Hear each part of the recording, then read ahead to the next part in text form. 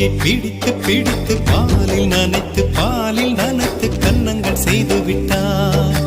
உலக மலர்கள் பறித்து பறித்து 2 பந்துகள் அமைத்து அமைத்து பெண்ணை சமைத்து விட்டார்.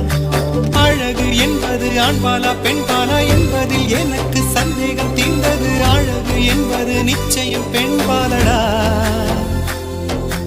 கவிதை என்பது மொழியின் வடிவம் என்றொரு கருத்தும் இன்று உடைந்தது. கவிதை என்பது கன்னி வடிவமடா. மின்னலை பிடித்து மேகத்தில் துடைத்து பெண் என்று படைத்து வீதியில் விட்டு விட்டார்.